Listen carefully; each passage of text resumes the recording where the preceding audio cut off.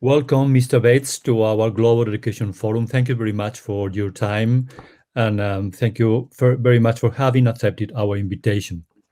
Mr. Bates is president and CEO of Tony Bates Associates, a private company specialized in consultancy and training in the planning and management of e-learning and distant education. He has worked before for UNESCO, the World Bank, the US State Higher Education Commissions and Universities, the UK Open University, the Council of Ontario Universities, and for many other Canadian colleges and universities. He has also been chair of the International Expert Panel for the Open University of Portugal, advisor to the University of Guadalajara in Mexico, and to the Universidad Tecnológica Metropolitana in Chile. And he was also a member of the World Economic Forum's Global Advisory Council on Technology and Education. But on top of all this, I will say that Dr. Bates is one of the most acknowledged and probably celebrated pioneers of the reflection about the use and management of educational technologies, especially in the higher education milieu. And he is the author of two of probably the most consulted books by online education professionals: Managing Technology in Higher Education, Strategies for Transforming Teaching and Learning, in collaboration with Professor Albert Sangra, whom he will have in our next roundtable, and Teaching in a Digital Age, Guidelines for Designing Teaching and Learning. So, Mr. Bates, in your book, The Management of Technology in Higher Education, you quote what a British vice-chancellor thought about higher education institutions. Universities are like cemeteries. When you want to move them, the stakeholders don't help much. It seems that indeed universities tend to be bodies that are wary of innovation and change. As a result, changes resulting from the use of educational technologies are, as you yourself mentioned, slow, peripheral, and in any case, incremental. Some of us are tired of slowness. New methods in all contexts are not going to generate innovation by themselves, probably. What would you recommend us to do? Well, I think one thing that has led to more radical innovation has been COVID-19. Now, I wouldn't wish a pandemic upon the world, but it did show that under extreme pressure, universities can move very quickly. The response, certainly in North America, was amazing. Nearly all universities and colleges went online within 2 weeks, fully online. They had no option. And it wasn't beautiful. It was very ugly sometimes, but nevertheless, it saved the semester or even the whole academic year for many students. So it may not have been as much learning as we would have liked, but nevertheless, students were able to continue their education. And so I won't say I've changed my mind. I think we'll see what happens after COVID-19, how much of that change remains. But there is the capacity there to change if there's enough pressure. Now, what kind of pressure will there be on universities in the future to make that radical change? I think that pressure is going to come from the private sector, and particularly from the high-tech companies. We're already seeing Google offering certificates for kind of continuing education and so on. We've seen private providers now capitalizing on massive open online courses. So I think to remain competitive, certainly anything but the top tier universities are going to have to adapt and change. And what I see happening in North America, and it's probably different in Europe, is that we're seeing a kind of segmentation, slow segmentation of the market, where the elite institutions, they're not under challenge, they're going to charge high tuition fees.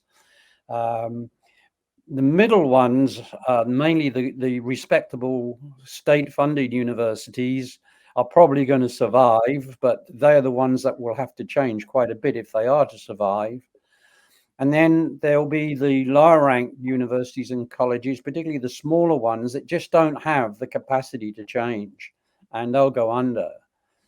And I also think we'll see a segmentation in the delivery of higher education with campus-based education, where you get everything, the football, the sports, the culture, charging higher tuition fees, but basic education, basic teaching taught online for a lower fee. Now that's in the North American system, which is much more privatized than the European system. So, and I think that will be less so in Canada too, because we're closer to Europe in the sense that we are reasonably well funded by the provincial and state governments.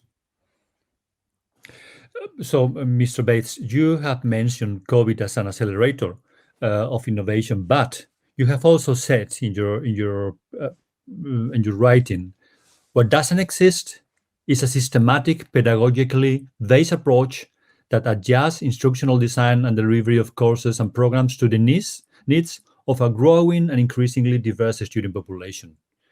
And I agree. So, how do we do to improve our learning design?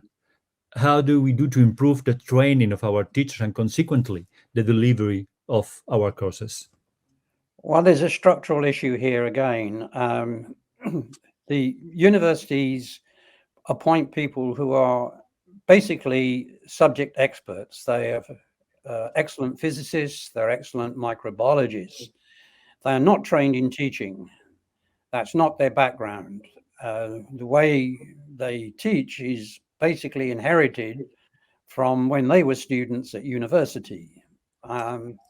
And much of the research over the last really 100 years into learning and how students learn has bypassed the university professors. And the problem with technology is that if you look outside of education, whenever technology has been introduced, you've had to change the processes, that what people do for the technology to actually work or to get the benefits of the technology. You can't just do what you were doing before and then just add the technology to it. And that's equally true of teaching with technology. You have to change the way you teach in order to maximize the benefits of the technology. And here I'm not talking about replacing labor, replacing professors with technology, but using technology to get better learning results. So in order to do that, we have to have a system that encourages professors to learn about teaching as well as about their subject matter. Now, this isn't really rocket science. It's not difficult to learn these pedagogical approaches, making students more active, getting students to work together, etc. Some professors do it instinctively anyway.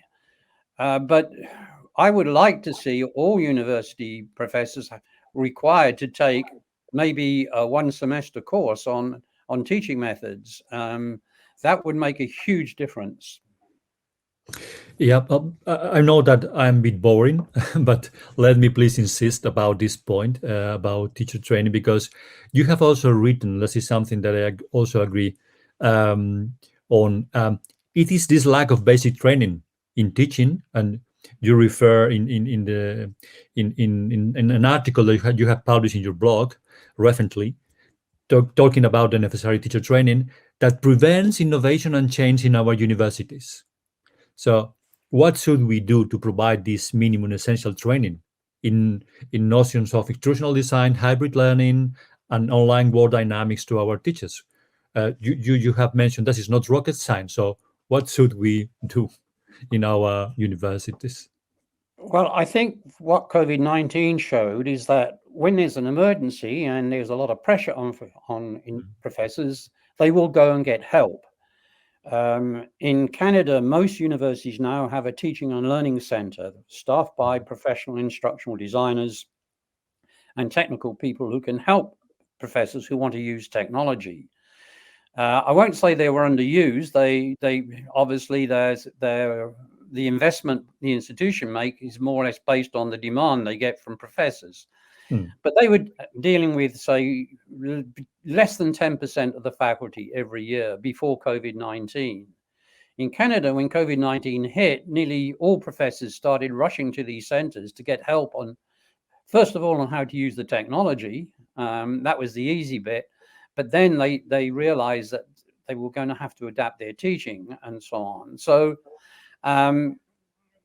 yes, I think the best way to provide that is, in practice, is what I would call just-in-time training methods. That is, for instance, a very simple video on the web that they can go to that shows them how to make a good quality video. For instance, if they're going to have to do a video in their teaching, then how do I do this well? And then that might lead them to go beyond watching the video to asking for more help from the professional instructional designers. It also means, of course, that institutions have to put more money into supporting the Centers for Teaching and Learning if they're wanting change. So the big problem is scaling. When in Canada, about 10% of all credit-based courses, degree courses, are online before COVID-19. And that was manageable for the instructional designers and so on.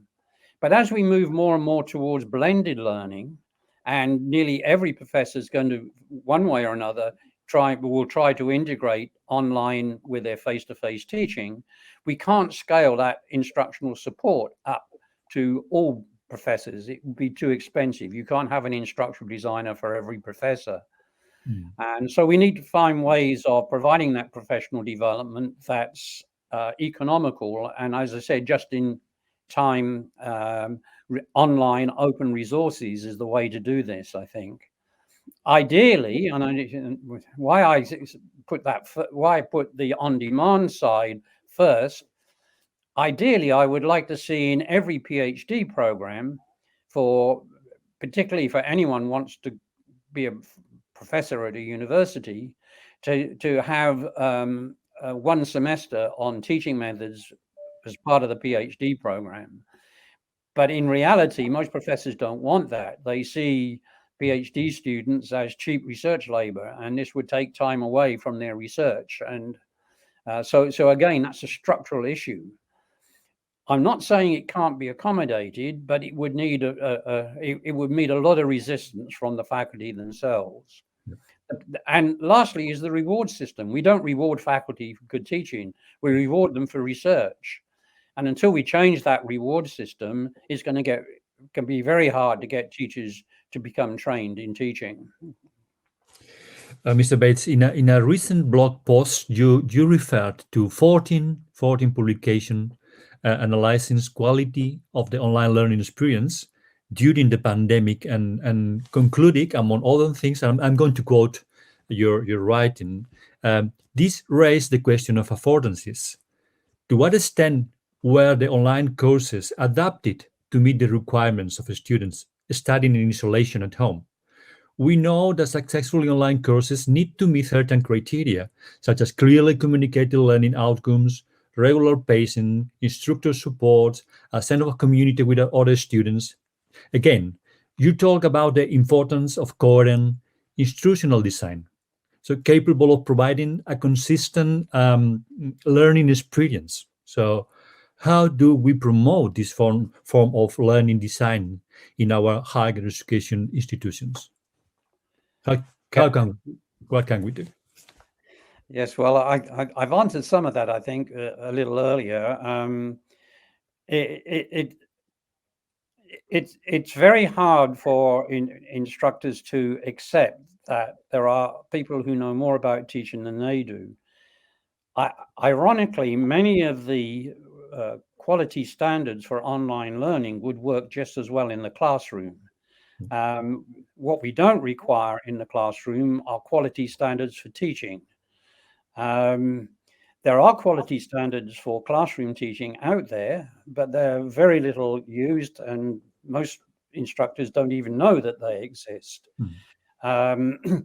And one of the things that came out of COVID-19 is that this became very apparent when lectures were switched to online learning, because many of the quality standards were not so much about online learning, but good quality teaching generally.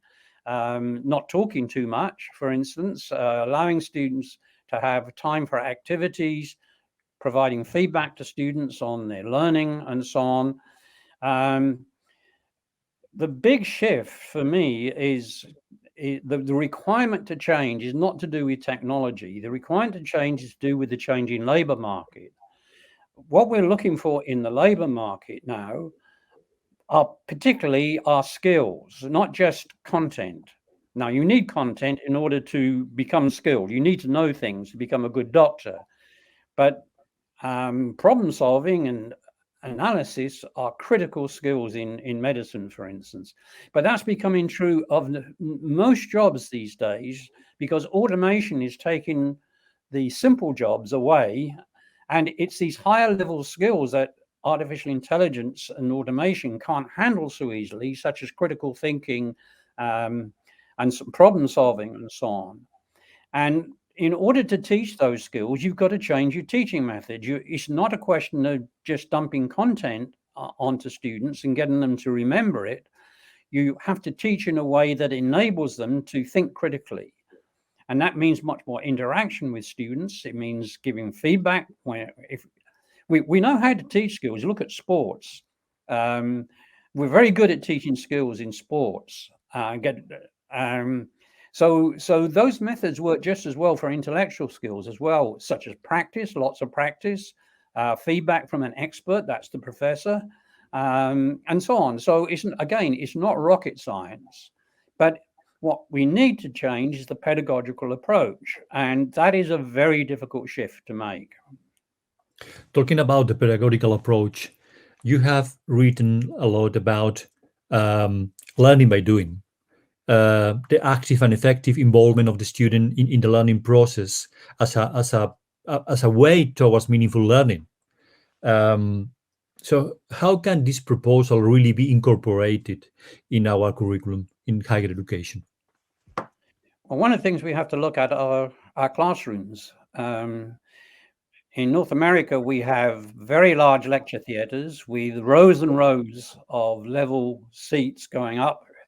My joke always is that students sitting in the top back rows in a lecture theatre are the real distant students in our system.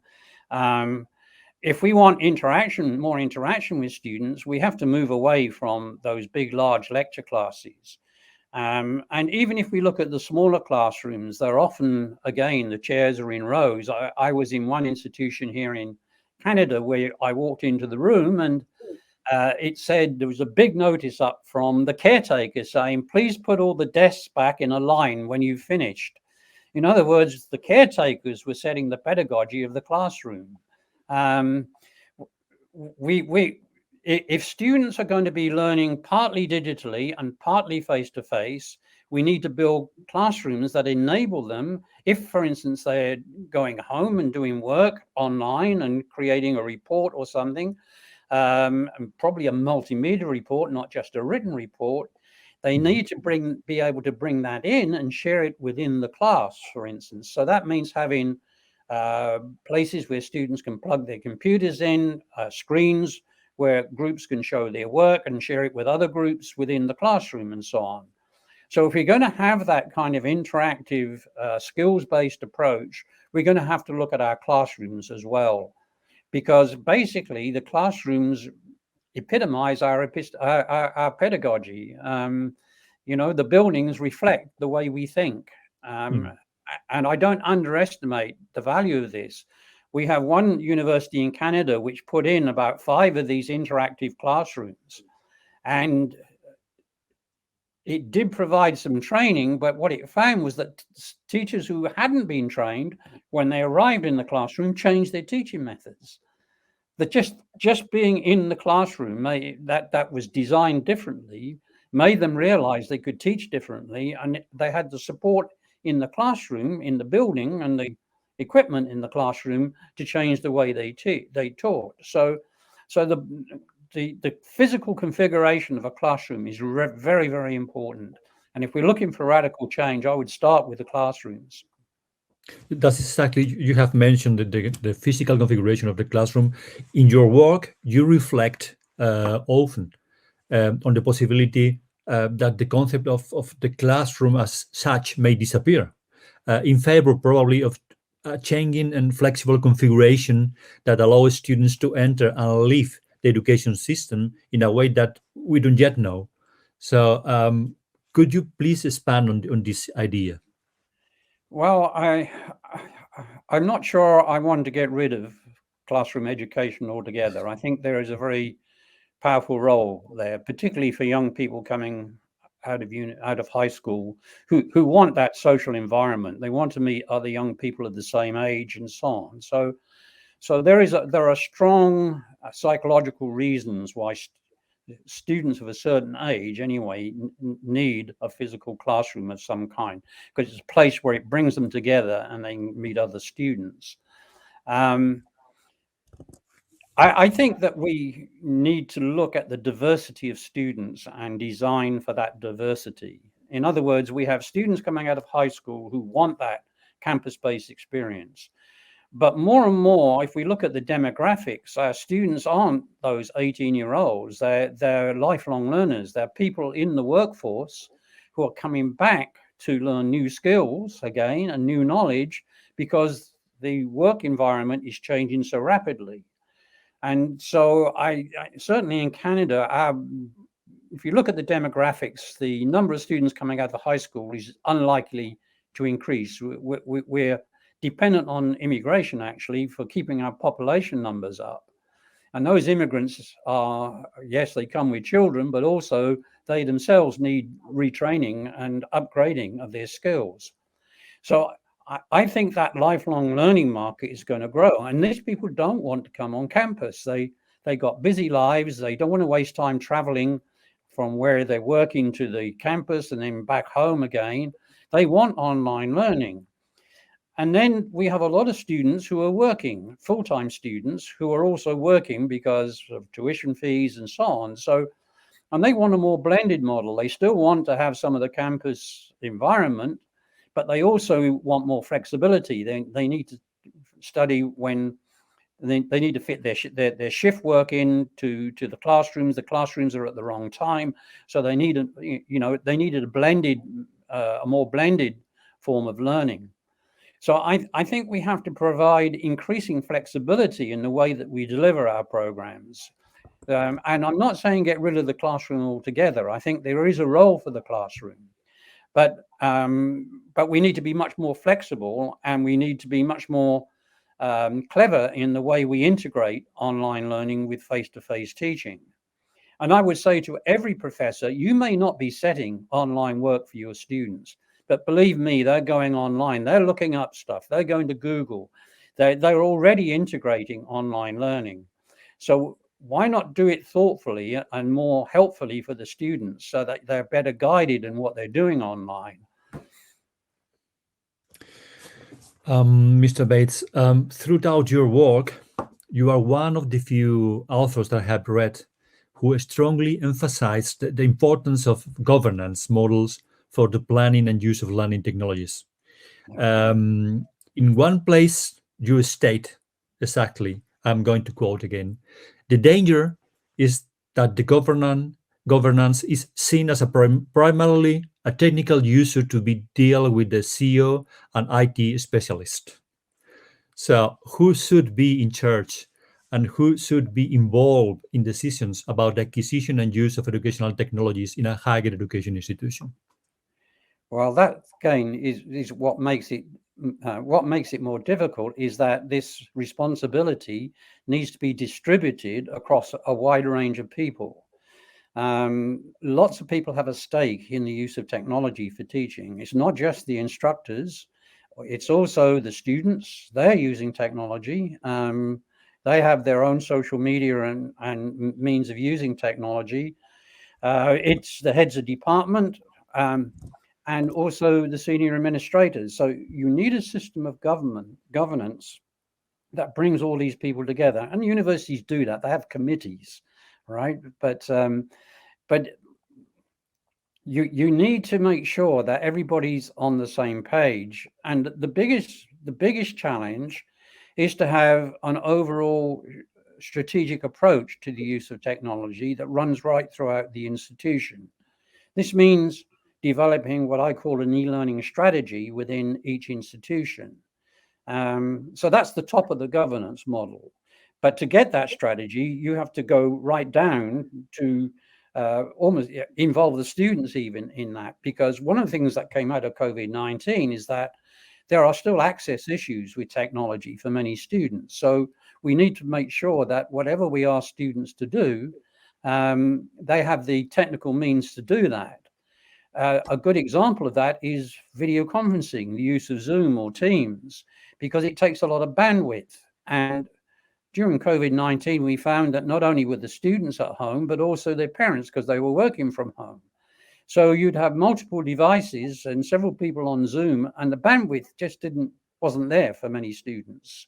So again, you need to involve students in the discussion about technology planning, but you also need to involve the instructors and so on, and it's got to be related to the overall direction in which the institution wants to go. Now, in Canada, about 2/3 of universities now have or are trying to implement an e-learning strategy. So that's changed since I wrote my book in 2011. There were very few institutions that had any strategy for technology for teaching in 2011. So I guess 10 years on, there has been progress in that. I'm actually working directly with an institution at the moment that's implementing its e-learning strategy. And that involves everybody throughout the institution. It involves student services like advice on financial services. If your students aren't coming on campus, they need access to those services that are provided automatically to on-campus students. So that means putting a lot of your services online that weren't, so that affects the administration as well. So it's really important to have this, what I call distributed governance model, and pitching each group at the right level of decision making, but interacting with communication between each level. So, Mr. Bates, I don't want to take up any more of your time and trust, but let me please ask one last question. When you want to make a general diagnosis of the state of the higher education today, you say, I'm quoting again, the most serious problem we have identified is the lack of imagination about the possibilities of technology to meet the needs of today's students. So how do we stimulate imagination in our institutions? That's a very good question. I'm not sure I have an answer to that question, how we stimulate imagination. I think we have to put more rewards into the system to encourage professors to take more risk from their perspective in experimenting with technology. My experience is that it is often the most experienced professors who have the best insight on how to use technology in their teaching. If you really understand physics and you start to look at some of the simulations and some of the